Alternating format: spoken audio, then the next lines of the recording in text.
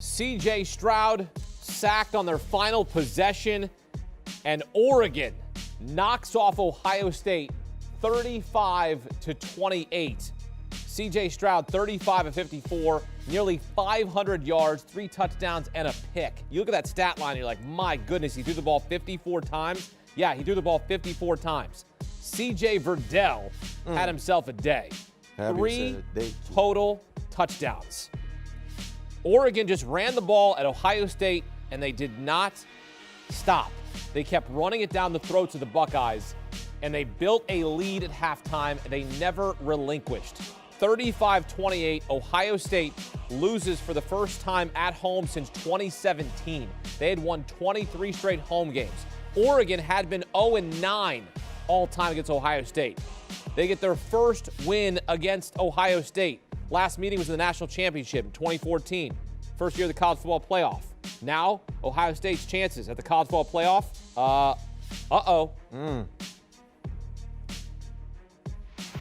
All right, back here with two-time Super Bowl champ, former Florida State standout Bryant McFadden. BMAC, your reaction to what you just saw. By the way, you're under hit because nobody scored rest of way there. Barely my under hit, but my reaction is I'm surprised. Home opener for Ohio State, jam-packed stadium. We saw a different team a week ago against Minnesota. First half was a bit sluggish on the offensive end. The entire ball game, they could not stop the ground and pound attack from the Gophers. Coming in today's matchup, we saw how Oregon struggled against Fresno at home. We saw a different mentality from the Ducks in today's ball game, and they had the game plan in play. They did not change that game plan. They wanted to run down the teeth of the Buckeyes defense, similar to what we saw last week from Minnesota. Yeah. Right? Yeah. They just stayed the course. And what they did defensively, they gave up a lot of plays. But what I said during pregame, just eliminate the splash plays. Make Ohio State earn it. And they were able to do that, and they came up with timely plays. It seems like the pass rush was never there. But then in the fourth quarter, they woke up. They started putting pressure on C.J., making him get out of the pocket, kind of rattled him a little bit, and they just made timely plays. And that was more than enough for this huge upset in week 2 of college football. And they did this without their best player. Without their best player. Kayvon Thibodeau out of this game with an ankle injury, projected top 3 pick. He doesn't play. Ohio State goes to the air. You see C.J. Stroud with the monster numbers, BMAC. Yes. But he makes a mistake late, throwing the costly interception. What broke down on that play? Well, he just panicked a little bit. He actually had Olave right in front of him. And granted, it was 3rd and 18, so they were going to go for it on 4th down. He just panicked. He was trying to avoid a defender, and he just put too much height on the football. You know, he just needed to lower the football. You see him here trying to make something happen right there. It's 3rd and 18. Olave is right there. It was a difficult pass. He did have a defender coming from the inside, and that was a huge interception for Oregon. And like I said, Oregon didn't play lights out defensively. You look at some of the numbers. C.J. threw for over 484 yards, 3 touchdowns. That interception you just saw there in your highlights. But then you look at the wide receivers. Smith had 11. Olave had 16 receptions. Wilson had 14 receptions. I mean, his wide receivers showed up and showed out, and they did enough for them to be competitive in this ball game. They just didn't receive the same help from their defense. And this has to be an area of concern for Ohio State going forward, because the issues surfaced last week against Minnesota. Yep. But guess what? Their offense outplayed the Gophers' offense in the second half. In today's matchup, they played against a more talented offensive team, and Anthony Brown and his crew came up with plays when they needed to come up with plays, and their defense made that 1 or 2 timely play for their defense to be able to prevail in this huge upset. You mentioned last week. Last week it was Mohamed Ibrahim. Mo gets injured, season-ending. Luckily, he got injured. Well, for Ohio State. For Ohio State, not yeah. saying, Yeah, I mean, he had a monster game, nearly 200 yards rushing, 2 touchdowns. And then today, it's C.J. Verdell with 3 total touchdowns. This is a theme. Yeah. So this is a problem for the defensive front up front for Ohio State. Listen, when I was in Pittsburgh, Mike Tomlin used to tell us all the time as a team, anytime you put bad tape out there for the football world to see, embrace it, but you better make it right. Because the same bad tape that you displayed the weeks before will surface. These opposing teams will try to do the same thing. Listen, the scouting report is out on Ohio State. Defensively, run at them. They averaged over 7 yards a pop per carry. That's almost a first down every time they ran the football. Technically, Oregon could have just ran the ball 3 downs and generated first downs, get eventually into the red area and score points, because Ohio State has been weak at the point of attack in the trenches. And that's something that I'm so surprised to see, because when you look at what Ohio State has been able to do, being able to produce so many pros on the defensive line, this is an unfamiliar place for their defense to be. But right now, they're living in this place. What does it say about Mario Cristobal to get his kids ready, right? Like, I don't want that to be forgotten about. And look, I get it. These are Division I athletes. These are kids that are on scholarship. They're supposed to be ready for these moments. But you're asking all these kids to come over from the West Coast. It's 9 a.m. Pacific time when they kick off. We thought, okay, maybe it's going to be a sleepy start for Oregon.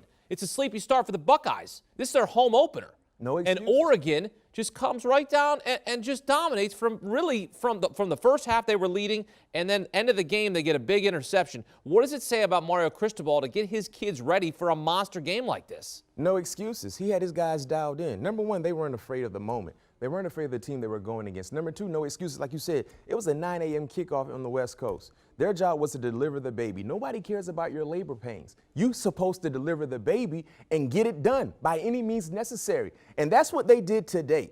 This was a statement game for Oregon. They played against a team they've never beaten before. They were 0-9 against the Buckeyes before today's matchup. Everything was in favor of Ohio State, right? A 14-point favorite in this ball game. Clearly, Vegas felt like Oregon traveling, from the West Coast, 9 a.m. kickoff. It's going to be a tough moment for them, especially when you look at the talent that Ohio State has on both sides of the football. Oregon came and played big-time bully ball today. I said during the pregame, if you look at the job that Mario has done recruiting, he's done a real good job in the trenches, especially on the offensive end, and they were able to do this without their best player. So now when you look at the confidence for the rest of the gang there in Oregon, when they get Kayvon back, you have to like their chances, not just being able to be a national contender to get into the playoffs, but most importantly, in the Pac-12. Yeah. Because before today's matchup, I felt like the Pac-12 was kind of wide open. Sure. Seeing what UCLA did last week against LSU at home, they're playing pretty inspired football. I love DTR at the quarterback position. But now seeing what Oregon did, I literally thought it was UCLA starting to really create separation from the rest of the pack in the Pac-12. But Oregon knocked back on the door. No, we right here. Oregon has won the Pac-12 back-to-back years. You were getting plus money on them to win the Pac-12 for a third year in a row.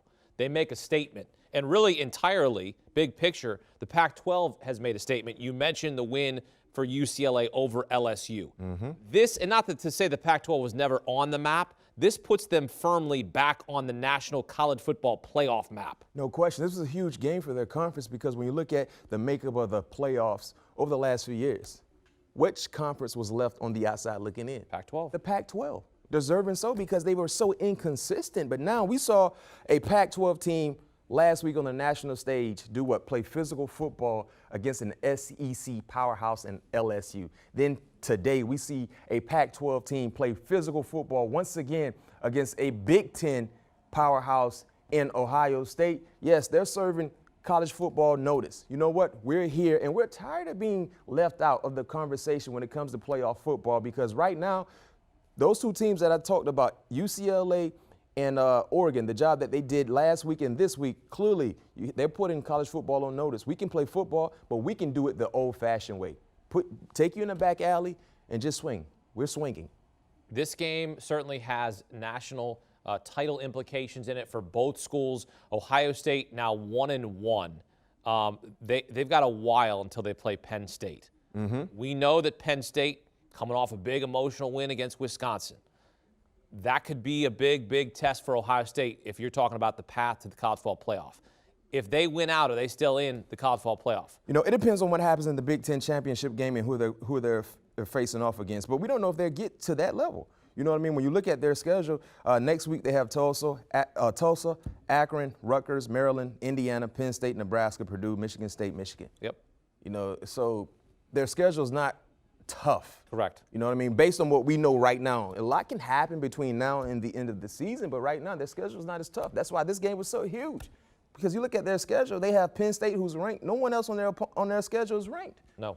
So my thing is this: if you take if Ohio State wins their conference in the Big Ten, not knowing exactly who they could face off against, and giving you a hypothetical, would you take a one-loss Ohio State team over a one-loss SEC team? Depends on what happens, right? Down the stretch, you got to evaluate different resumes. Let's say Georgia loses to Alabama and they're undefeated when they play Alabama in the SEC The answer championship would be no. game. You take Alabama. You take Georgia. Georgia, in the winner Correct. of the SEC championship game. Yeah. That's why this game was so important. Indeed. And also, too, Ohio State needs Oregon to be undefeated. They can't have Oregon. Oregon can't have a slip up. You know what I mean? Because this loss would look better if Oregon is undefeated, finish in the top 4, top 5, top 3, or something like that. That could help the argument for Ohio State. But losing today's matchup at home, being a 14-point favorite, will not look good throughout the course of the season. They need to hope Penn State is undefeated by the time they play against Penn State. They need to hope, some other teams on their schedule play some pretty good football. Hopefully Michigan can do some good things to be ranked extremely high by the time they play. But to answer your question, the likelihood of Ohio State getting in the playoffs, seeing how they lost today, and not knowing exactly what will happen throughout the landscape of college football is not likely right now. Do you want a sports network that delivers everything that matters about the game? The highlights, the picks, the instant analysis, no yelling, no fake debates, no politics. Hit the subscribe button and never miss a moment.